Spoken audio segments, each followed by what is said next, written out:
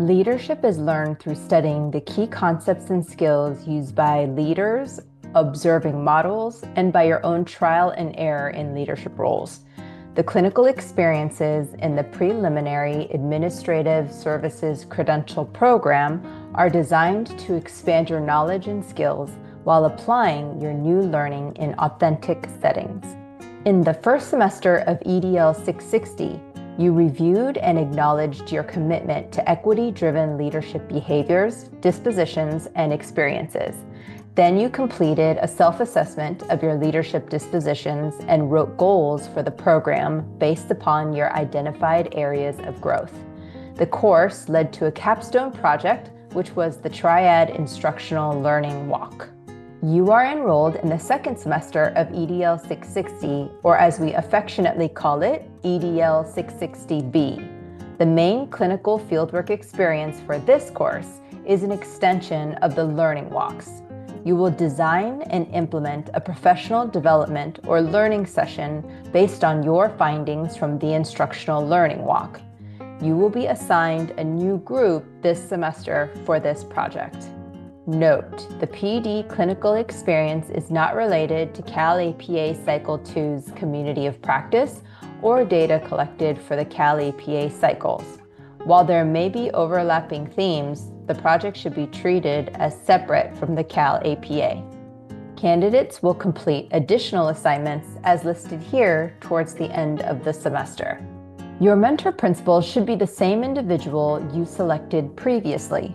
Mentoring is a valuable component of the Preliminary Services Credential Program, especially during the fieldwork courses. Good mentors provide feedback and coaching that will help you transition from your current role to a school leader. Good mentors shape beliefs about change, relationships, equity, and ethics. Your mentor should also provide the authority you need to assume leadership roles as required in the fieldwork assignments. This will be particularly important as you work with members of the school community. Over the next several months, you should check in with your mentor regularly. These meetings will provide opportunities for your mentor to think aloud so you can understand the process used to make decisions and solve problems. They will also provide you with a chance to ask questions and for your mentor to model equity-driven leadership.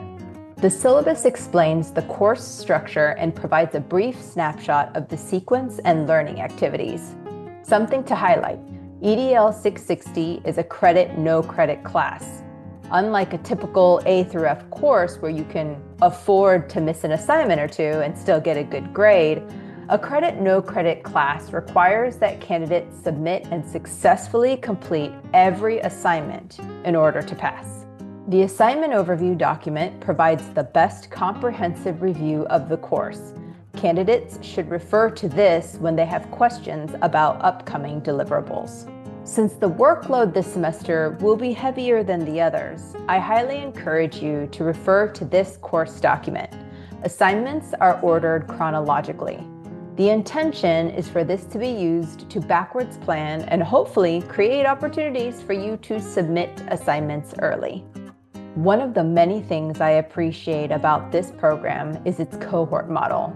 You bring a unique set of knowledge and skills, so I'm counting on you to share them, along with your experiences, with each other.